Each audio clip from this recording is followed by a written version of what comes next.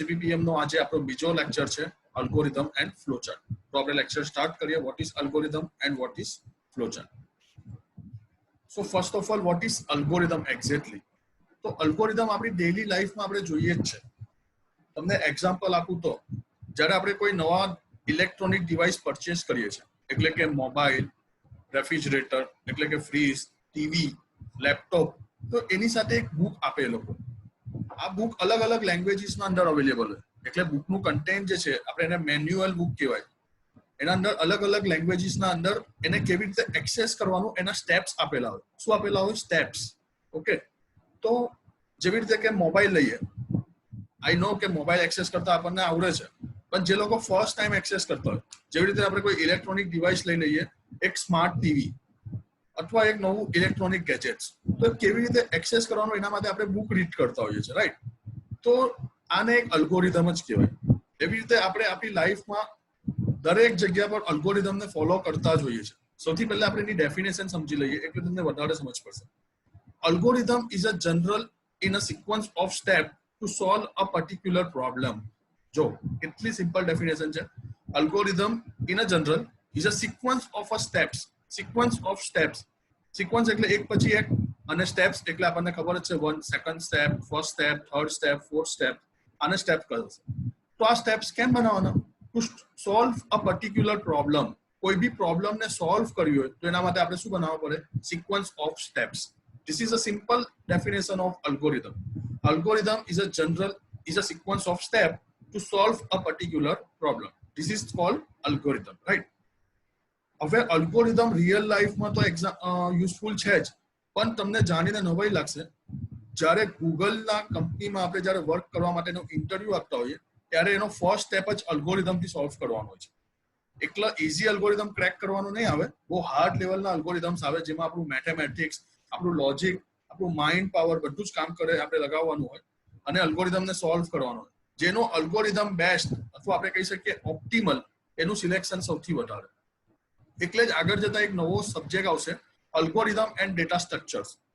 તમને bachelor of computer application એટલે કે BCA ના ડ્યુરેશનમાં તો નથી આવવાનું, કે માસ્ટરમાં તમને આ સબ્જેક્ટ આવશે, અલ્ગોરિધમ્સ એન્ડ ડેટા સ્ટ્રક્ચર્સ. તો અલ્ગોરિધમની વેલ્યુ તમને ત્યાં ખબર પડશે.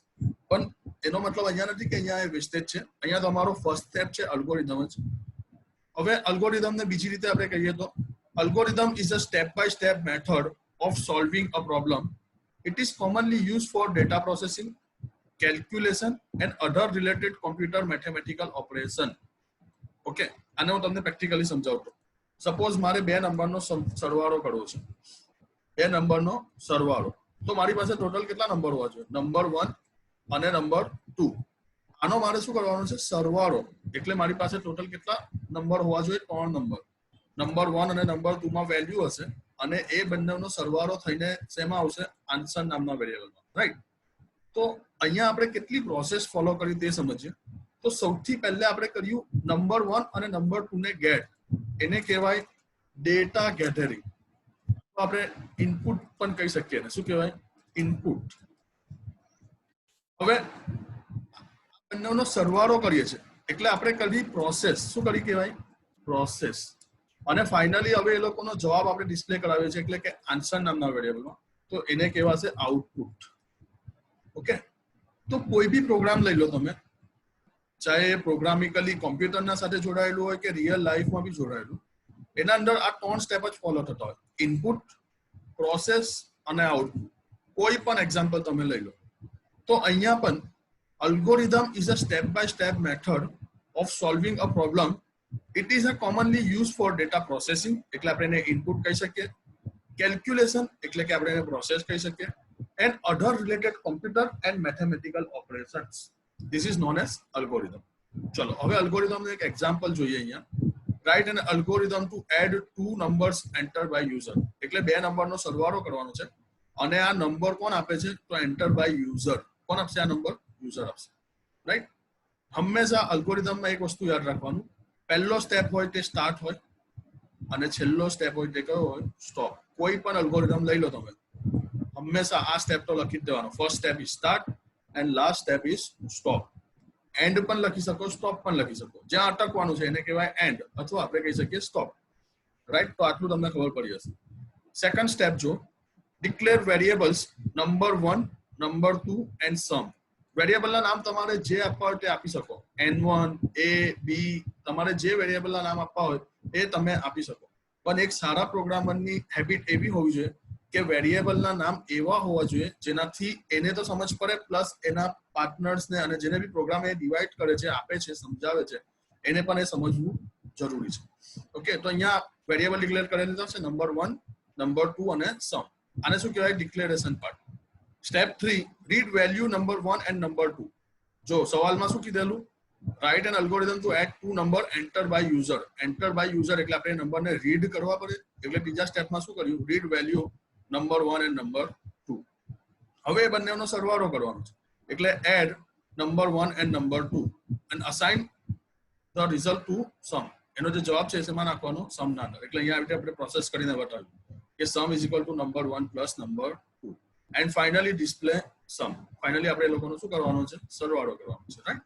This is simple algorithm of add 2 numbers. તમારે આ અલ્ગોરિધમ તમારી બુકમાં લખવાના છે.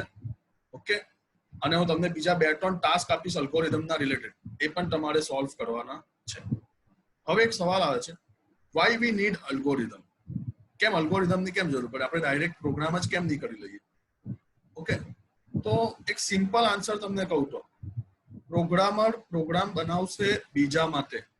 આ એક ટ્રુથ છે. આઈટી ફિલ્ડના અંદર એક વસ્તુ તમે સમજી લેજો, હંમેશા તમે કોઈ પ્રોગ્રામ બનાવો છો, તમે કોઈ સોફ્ટવેર બનાવો છો, તમે કોઈ વેબસાઇટ બનાવો છો, તમે કોઈ ગેમ બનાવશો, તો હંમેશા તમારા માટે નથી બનાવતા, તમે બીજા માટે બનાવો છો, બીજા યુઝર માટે બનાવો છો. ઓકે, તો એમાં મેઇનલી 3 વસ્તુ ધ્યાનમાં રાખવામાં આવે. સૌથી પહેલું ગ્રાફિકલ યુઝર ઇન્ટરફેસ. જેટલું યુઝર ઇન્ટરફેસ સારું હશે, જેટલું યુઝર ઇન્ટરફેસ ઈઝી હશે, એટલા તમારા યુઝર વધારે આવશે. રાઈટ? બીજી ઇમ્પોર્ટન્ટ વસ્તુ એ છે ડોક્યુમેન્ટેશન, જેને આપણી ભાષામાં કહેવાય અલ્ગોરિધમ. જેવી રીતે કોઈ ઇલેક્ટ્રોનિક ગેજેટ્સ લો, હવે હું એને ઓપન કરવાની સ્ટેપ્સ મને નહીં ખબર હોય તો હું કોને પૂછીશ? કંપની વાળાને ફોન કરવા થોડી બેસીશ. ઓકે, તો મારે એના માટે શું કરવું પડે? ક્યાં તો હું યુટ્યુબ પર એનો વિડીયો જોઈશ, ક્યાં તો ગૂગલ પર સર્ચ કરીશ, અથવા મારી પાસે એક બુક છે, એ બુકના અંદર હું રીડ કરીને 1 બાય 1 સ્ટેપ ફોલો કરીશ. ઓકે, હવે એક પ્રોબ્લેમ થઈ ગઈ, એ બુક ઇંગ્લિશમાં જ હોય તો, અને મને તો ગુજરાતી આવડે છે, મને ઇંગ્લિશ નથી આવડતું, અથવા મને તો મરાઠી આવડે છે, મને બીજી લેંગ્વેજ નથી આવડતી, તો એ જ બુકના અંદર બીજી લેંગ્વેજમાં બી અવેલેબલ હોય. Not only for single language, એ બીજી લેંગ્વેજમાં પણ અવેલેબલ હોય. ધેટ મીન્સ અલ્ગોરિધમ અહીંયા કામ લાગે છે. એક લાર્જ પ્રોબ્લેમ છે, એને કેવી રીતે સોલ્વ કરવું, આ સોલ્વ કરવાના સ્ટેપ્સ, એને કહેવાય અલ્ગોરિધમ. ઇઝી. જેટલા અલ્ગોરિધમ ક્લિયર અને એક્યુરેટ, એટલું તમારું માઇન્ડ, એટલું તમારું લોજિક ક્લિયર. જ્યારે બી કોઈ મોટો પ્રોજેક્ટ બનાવવામાં આવે ત્યારે હંમેશા પેપર વર્ક થાય. આ પેપર વર્કમાં બી અલ્ગોરિધમ જ લખવામાં આવે, અને એ એલ્ગોરિધમથી બીજાને એક્સપ્લેન કરવામાં આવે કે જો અમે કયા ફ્લોમાં જઈ રહ્યા છે. જ્યારે તમે કોઈ ટીમમાં કામ કરશો, આગળ જતા જ્યારે તમે વેબસાઇટ બનાવશો, સોફ્ટવેર બનાવશો, આઈટી ફિલ્ડના અંદર ગેમ બનાવશો, ત્યારે તમે એકલા નહીં બનાવશો, તમારી સાથે એક સારી ટીમ હોવી જોઈએ. તો આ ટીમના અંદર બી તમને એક્સપ્લેનેશન માટે એના અલ્ગોરિધમ બનાવવા જરૂરી છે. તો આઈ હોપ સો તમને અલ્ગોરિધમ શું છે તે સમજ પડી ગઈ હશે. ઓકે, હવે આપણે એક બીજો અલ્ગોરિધમ જોઈએ જેમાં કન્ડિશન લાગે છે, એટલે ઇફ કન્ડિશન વાળો એક અલ્ગોરિધમ આપણે જોઈએ. ઓકે, ચલો. Write an algorithm to find largest among 2 different number entered by user. Problem શું છે? લાર્જેસ્ટ among 2 different number, એટલે 2 અલગ અલગ નંબર છે, એમાંથી આપણે બિગ નંબર શોધવાનો છે. ઓકે, તો this is our second algorithm. પહેલો સ્ટેપ સ્ટાર્ટ, છેલ્લો સ્ટેપ એન્ડ, એટલે કે સ્ટોપ. આ બંને તો આવી જ જવા જોઈએ એઝ મેં તમને કીધું તે પ્રમાણે. હવે અહીંયા આપણે ફાઇન્ડ આઉટ કરવાનું છે કે 2 નંબરમાંથી બિગ નંબર કેટલો છે. તો declare variable a, b and c. અહીંયા c નામનો વેરિયેબલ ડિક્લેર નહીં કરશો તો ચાલશે, 2 જ વેરિયેબલ કામના છે, a અને b. રીડ વેરિયેબલ a અને b. અહીંયા આપણે ડિક્લેર કરવો પડે અને પછી રીડ કરવાનું. રીડ એટલે યુઝર પાસેથી ઇનપુટ લઈએ તે. હવે અહીંયા જો એક કન્ડિશન આપી દીધી, if a greater than b then display a is largest. આ એક કન્ડિશન કહેવાય. આગળ જતા હું તમને પ્રોગ્રામિકલી સમજાવીશ કે ઇફ કન્ડિશન શું છે, ફોર લૂપ શું છે, વાઇલ લૂપ શું છે, એ બધાનો પ્રોગ્રામમાં કેવી રીતે યુઝ કરીશું. ઓકે, અલ્ગોરિધમ પ્રમાણે અહીંયા આપણે કન્ડિશન આપી દીધી કહેવાય કે if a greater than b. અહીંયા ગ્રેટર ધેન નો સિમ્બોલ છે, તમારે એને લખવું હોય તો તમે લખી પણ શકો. તમને કીધું તેમ અલ્ગોરિધમ આપણે બીજાને સમજવા માટે બતાવીએ છીએ, આપણા સમજવા માટે નહીં. આપણે તો એને ફોલો જ કરવાના છે. એટલે અહીંયા પ્રોગ્રામિકલી ભાષામાં નહીં લખો તો ચાલે, અહીંયા ઇંગ્લિશ લાઇક લેંગ્વેજમાં બીજાને સમજાવો તે પ્રમાણે જ લખવાનું. એટલે જો if a greater than b then display a is largest and go to step 6, એટલે પાંચમા સ્ટેપને સ્કીપ કરી દીધો અને કયા સ્ટેપ પર આવી ગયા, છઠ્ઠા સ્ટેપ પર, અને ત્યાં એને શું કરી દીધું, સ્ટોપ. પણ જો એવું નહીં હોય, એટલે કે જો else go to next step, તો એ નેક્સ્ટ સ્ટેપ પર આવશે અને display b is the largest number. Okay, right. તમને કોઈ ડાઉટ હોય તો તમે મને પૂછી શકો છો. તો આ હતો અલ્ગોરિધમ. ઓકે, હવે એક અલ્ગોરિધમ તમારે કરવાનો છે. અલ્ગોરિધમમાં એવું કરવાનું છે, read number from user and find out cube and square of that number, right? એટલે સપોઝ નંબર યુઝર આપે છે 5, તો એનું થવું જોઈએ 25 and 125. ઓકે, તમારે આ અલ્ગોરિધમ જે તમે બનાવશો, તમે નોટપેડ પ્લસ માં બી બનાવી શકો અથવા મેન્યુઅલી લખીને બતાવવું હોય તો પણ બતાવી શકો. એનો આન્સર તમારે કમેન્ટમાં કમ્પલસરી મૂકવાનો છે, યુટ્યુબના વિડીયોના કમેન્ટ્સના અંદર. It is compulsory for all of you. Okay, તમારે ટ્રાય કરવાની છે, એક જ ટ્રાયમાં અટકી નથી જવાનું. જેટલી મેક્સિમમ ટ્રાય કરશો એટલો બેનિફિટ તમને મળશે. આઈટી ફિલ્ડ, પ્રોગ્રામિંગ ફિલ્ડમાં એક વસ્તુ સમજી લો, તરત તમને રિઝલ્ટ નથી મળવાનું, તરત તમને આઉટપુટ નથી મળવાનું. તમે જેટલા પડશો, જેટલી ટ્રાય કરશો, જેટલી એરર આવશે, જેટલી વોર્નિંગ આવશે, it is benefit for you. Okay, so please maximum to maximum try કરજો. અલ્ગોરિધમ કોને કહેવાશે, અલ્ગોરિધમ કેવી રીતે સોલ્વ કરીશું, એ જ્યાં સુધી સેલ્ફ ઇમ્પ્લિમેન્ટ નહીં કરો ત્યાં સુધી તમને એને આઈડિયા નહીં આવે, right? So this is all about algorithm. Now we move on flow chart. Our second topic is flow chart. Now અલ્ગોરિધમને આપણે ડિટેલમાં પાછળથી સમજીશું જ્યારે આપણે લૂપ અને બીજા બધા કન્સેપ્ટ સમજીશું ત્યારે. અત્યારે આપણે વાત કરીએ છીએ ફ્લો ચાર્ટ વિશે. So basically what is flowchart and why we need flowchart first of all. So algorithm માં શું હતું, આપણે દરેક સ્ટેપને લખવા પડતા હતા. હવે તમને પણ ખબર છે અને મને પણ ખબર છે, કોઈ બી વસ્તુને વાંચવું એટલે આપણા માટે થોડું ચેલેન્જિંગ, આપણા માટે થોડું આ ટ્રેડિશનલ કામ થઈ જાય. આપણે એવું કહી શકીએ કે યાર કોણ આટલું બધું વાંચે, એના કરતા હું એને ગ્રાફિકલી રિપ્રેઝન્ટ કરી દઉં તો. નોર્મલી એવું કહેવાય છે કે 100 શબ્દ આપણે કહેવા હોય એના કરતા એક પિક્ચર બતાવી દઈએ તો એ 100 શબ્દ આપણા આવી જાય. સમજ પડી રહી છે? જેવી રીતે કે આપણે એનિમેશન આપણે સ્ટડી કરતા હોય તો આપણે બુકને રિફર કરવા કરતા આપણે એનિમેશનને રિફર કરવાનું વધારે પ્રિફર કરતા હોઈએ. કેમ તો આપણને ખબર છે કે મને એનિમેશનમાં સમજવાની વધારે મજા આવશે.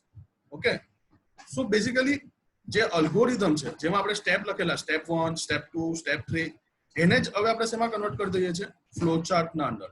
નાઉ vote is flow chart first of all? તો એની ડેફિનેશન વાંચો. Flowchart is a graphical representation of algorithms. Okay, so graphical represent. અહીંયા આપણે બધું શેનાથી રિપ્રેઝન્ટ કરવાના છે, ગ્રાફિક્સ થ્રુ. ધેટ મીન્સ આપણે એના માટે શેનો યુઝ કરવાના છે, એના માટે સિમ્બોલ્સ યુઝ કરવાના છે. તો સૌથી પહેલા કયા કયા સિમ્બોલ્સ આવશે તે જોઈ લઈએ. First of all flow line. તો ફ્લો લાઇન માટેનો સિમ્બોલ છે this one. Second one is terminal, એટલે આપણે જે સ્ટાર્ટ અને સ્ટોપ કર્યું તેના માટેનો જે સિમ્બોલ છે તે આ છે. Input and output, input output માટેનો જે સિમ્બોલ છે તે this one. Now processing, processing માટે આપણે આ સિમ્બોલનો યુઝ કરીશું. હવે ડિસિઝન, એટલે કે જે કન્ડિશન આપણે આપી એના માટેનો જે સિમ્બોલ છે તે આ છે. ઓન પેજ કનેક્ટર, એટલે સપોઝ સમજી લો તમારો અલ્ગોરિધમ 2 પેજનો છે, તો ફર્સ્ટ પેજ પર તમારો હાફ અલ્ગોરિધમ આવશે અને સેકન્ડ પેજ પર તમે મૂવ થશો ત્યારે હાફ અલ્ગોરિધમ આવશે. તો આ 2 પેજને કનેક્ટ કરવા માટે આપણને શેની જરૂર પડશે, કનેક્ટરની. ઓફ પેજ કનેક્ટર સેમ પેલા જેવું જ છે પણ અહીંયા ડિફરન્ટ પેજીસ, એટલે કે 1 બાય 1 પેજના ફ્લો લાઇનને કંટ્રોલ કરવા માટે. અને last one is pre define અથવા આપણે કહી શકીએ પ્રોસેસ, રાઈટ? નોર્મલી એક્ઝામના અંદર તમને એવું પૂછાય છે vote is flow chart, explain 4 symbol of flow chart. તો તમારે આ સિમ્બોલ્સ ડ્રો કરીને બતાવવાના. એમાંના પહેલા 4 જ લઈ લેવાના જે ઈઝી છે. પહેલું ફ્લો લાઇન એટલે કે કનેક્ટર આપણે એને કહી શકીએ, બીજું સ્ટાર્ટ અને સ્ટોપ, ત્રીજું ઇનપુટ અને આઉટપુટ, ચોથું process and finally decision. Okay, તો this is basic symbols of flow chart. હવે આપણે એક્ઝામ્પલની થ્રુ જોઈએ કે what is flow chart exactly. તો આપણે જે પહેલો અલ્ગોરિધમ સમજ્યો જેના અંદર 2 નંબરનો સરવાળો કરતા હતા તેને જ અહીંયા આપણે ફ્લો ચાર્ટની મદદથી ડિક્લેર કરીએ. તો સૌથી પહેલા તમે જોઈ લો સ્ટાર્ટ જે સ્ટેપ હતો તેને આપણે આવી રીતે ગ્રાફિકલ રિપ્રેઝન્ટ કર્યું અને આપણે અહીંયા શું બનાવી દીધું, એનો એક સ્ટાર્ટ સિમ્બોલ બનાવી દીધો. સેકન્ડ સ્ટેપ શું હતો, ડિક્લેર વેરિયેબલ નંબર 1, નંબર 2 અને સમ. તો આ આપણું શું થઈ ગયું, ઇનપુટ. તો જો ઇનપુટ માટે કયો સિમ્બોલ છે, આ વાળો. અહીંયા આપણે શું કરાવીએ છીએ, ઇનપુટ. હવે રીડ નંબર 1 એન્ડ નંબર 2. આ રીડ કરવું એટલે શું છે, તો એ થઈ ગઈ આપણી વન કાઇન્ડ ઓફ પ્રોસેસ. જો અહીંયા ઇનપુટ આઉટપુટ માટે આપણે જેનો યુઝ કર્યો છે તે છે, તો અહીંયા બી આપણે શું કરાવી રહ્યા છે, ઇનપુટ. હવે સમ a પ્લસ b, આ બંને આપણે શું કરી રહ્યા છે, પ્રોસેસ. આપણે કોઈ પ્રોસેસ કરી, તો જો અહીંયા પ્રોસેસ માટે કયો સિમ્બોલ છે, પ્રોસેસિંગ માટે છે આપણો સ્ક્વેર. એન્ડ ફાઇનલી સ્ટોપ, એને ડિસ્પ્લે કરાવી એટલે આપણું થઈ ગયું આઉટપુટ. અને હવે આપણે શું બનાવી રહ્યા છે, સ્ટાર્ટ અને stop. So this is our basic flow chart. હવે એક બીજો ફ્લો ચાર્ટ જોઈએ, જેના અંદર આપણે જોયું કે 3 નંબર યુઝર આપશે અને એના અંદરથી બિગ નંબર શોધવાનું છે. એટલે જો આપણો આ ફ્લો ચાર્ટ છે, 3 નંબરમાંથી આપણે બિગ કેવી રીતે શોધી શકીએ. સૌથી પહેલા સ્ટાર્ટ અને સ્ટોપ. ફ્લો ચાર્ટ હોય કે અલ્ગોરિધમ હોય, દરેકના અંદર તમારે સ્ટાર્ટ અને સ્ટોપ તો ડિફાઇન કરવા જ પડે. ઇનિશિયલ લેવલ અને એન્ડિંગ લેવલ ડિફાઇન કરવું કમ્પલસરી. બીજું આપણે કર્યું ડિક્લેર વેરિયેબલ, એટલે આપણું શું થઈ ગયું, ઇનપુટ અથવા આપણે કહી શકીએ પ્રોસેસ. એના અંદર આપણે કેટલા વેરિયેબલ ડિક્લેર કર્યા, 3, a b અને c. રીડ a b અને c, આ આપણું થઈ ગયું ઇનપુટ. આપણું હતું પ્રોસેસ, આ થઈ ગયું આપણું ઇનપુટ. ઇનપુટને રિપ્રેઝન્ટ કરવા માટેનો જે સિમ્બોલ છે તે આ છે, ઇનપુટ આઉટપુટ માટેનો, અને પ્રોસેસ માટેનો હવે આ છે. હવે અહીંયા આવી ગઈ આપણી એક કન્ડિશન. જો કન્ડિશનને આપણે આવા કાચું કટરી વાળા શેપમાં ડિફાઇન કરીશું. અહીંયા આપણે કન્ડિશન આપી દીધી, is a greater than b. હંમેશા કન્ડિશનના બે જ આઉટકમ હોય, ક્યાં તો એ સાચું હોય, ક્યાં તો એ ખોટું હોય. તો જો ટ્રુ હોય તો પાછું ચેક કરે છે, is a greater than c. જો એ પણ સાચું હોય તો ફાઇનલી કોણ પ્રિન્ટ થઈ જાય, a is b. એટલે અહીંયા આઉટપુટમાં શું આવી ગયું, પ્રિન્ટ a. રાઈટ. હવે આ જ ફ્લો ચાર્ટને આપણે પાછું સમજીએ. Is a greater than b.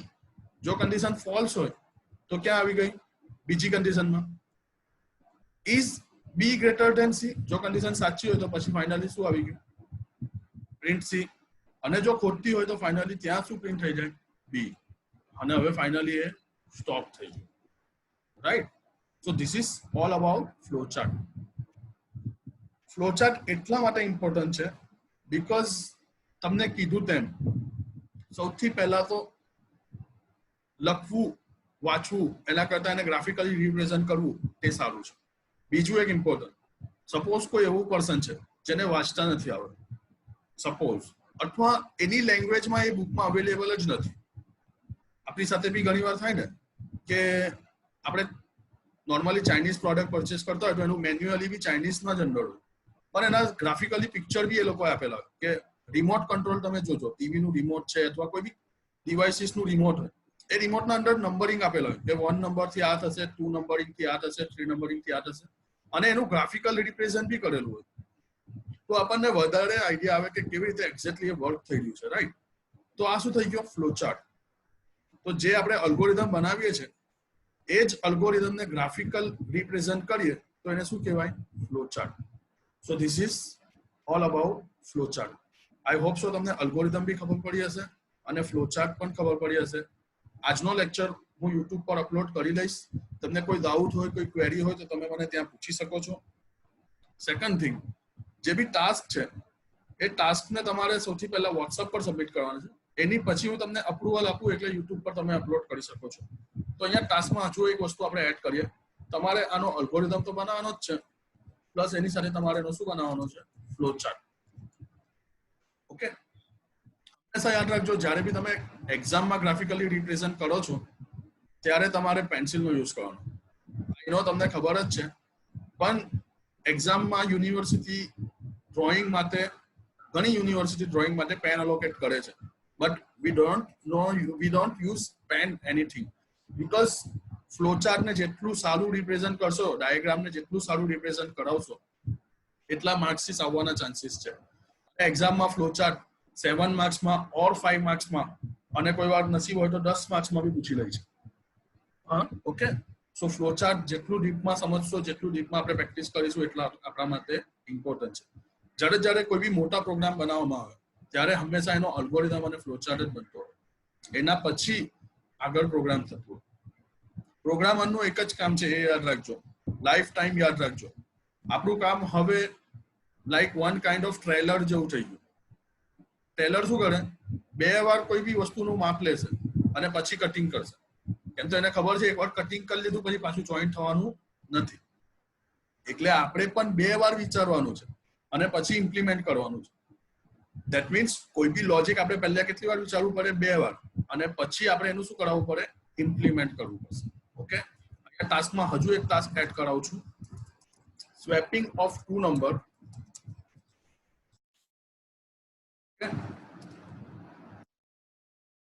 આ બંનેનું સોલ્યુશન હું તમને કાલે સમજાવીશ, પણ તમારે પહેલા ટ્રાય કરવાની છે.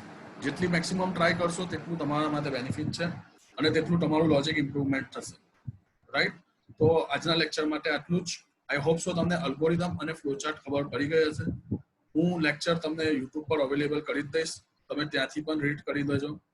અને આના પહેલાનો લેક્ચર જેમાં આપણે ઓબ્જેક્ટ કોડ, સોર્સ કોડ અને એક્ઝિક્યુટેબલ કોડ શું હતો તેના વિશે ડિસ્કસ કરેલું, તો તમે તે પણ પૂછી શકો છો. હું ડિસ્ક્રિપ્શનના અંદર આ જે બી અલ્ગોરિધમ છે, જે બી ફ્લોચાર્ટ છે, એની લિંક મોકલી દઈશ. એટલે નીચે ડિસ્ક્રિપ્શનમાં તમે લિંકમાંથી બી અલ્ગોરિધમ અને ફ્લોચાર્ટ લખી શકો છો, ત્યાંથી તમે જોઈ શકો છો. તમને કોઈ બી ડાઉટ હોય, કોઈ બી ક્વેરી હોય તો તમે મને કમેન્ટમાં પૂછી શકો છો.